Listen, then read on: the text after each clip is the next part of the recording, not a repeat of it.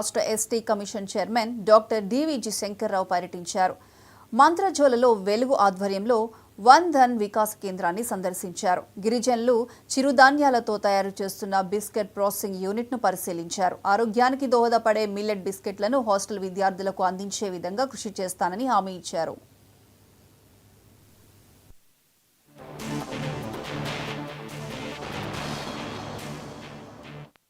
ఇక్కడ వందన్ వికాస్ కేంద్రం దాంతోపాటు అనుబంధంగా ఉన్న పిండి మరలు అవన్నీ మా సోదరిమణులు ఆదివాసీ సోదరిమణులు చూపించారు. అదేవిధంగా బిస్కెట్ తయారీతో వీళ్ళు స్వావలంబన పొందుతున్నారు.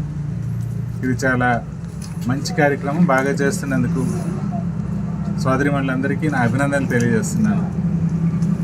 వందన్ వికాస్ కేంద్రం అనేది ఒక మంచి కార్యక్రమం.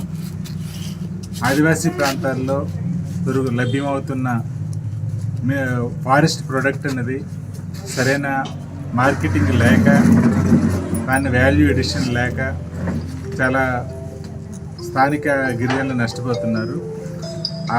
అలాంటి పరిస్థితుల్లో వాటిని వాల్యూ ఎడిషన్ చేసి మార్కెట్ సౌకర్యం కల్పించి కొంత ముందుకు తీసుకెళ్తే ఆ ప్రాంతాల్లో ఉన్న గిరిజనులు బాగుపడతారన్న ఉద్దేశంతో ఈ కార్యక్రమం ప్రవేశపెట్టబడింది.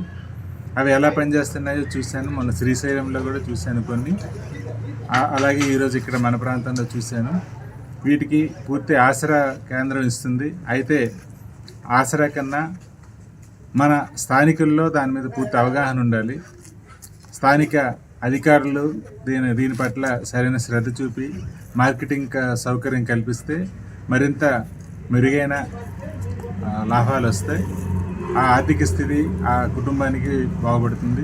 ముఖ్యంగా ఆదివాసీ మహిళ ఆర్థిక స్వావలంబన తీసుకుంటే ఆ కుటుంబం బాగుపడుతుంది, పిల్లలు బాగుపడతారు. ఈ కార్యక్రమం విజయవంతం అవ్వాలని నేను కోరుకుంటున్నాను. అదేవిధంగా ఇక్కడ పరిశీలించిన వాటిలో ఆ పిండి మరలకి రేక్ షెడ్లో ఉన్నాయి. అది సరైన సౌకర్యం లేదు.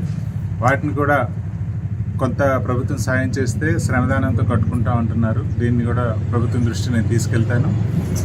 ఇక్కడ ఉన్న తయారవుతున్న బిస్కెట్స్ని హాస్టల్స్కి వాటికి పంపిణీ చేయగలిగితే అటు వాళ్ళకి పౌష్టికాహారం లభిస్తుంది. అదేవిధంగా వీళ్ళకి ఉపాధి కూడా మెరుగవుతుంది. కాబట్టి ఆ రకంగా కూడా ఆలోచించమని నేను సిఫార్సు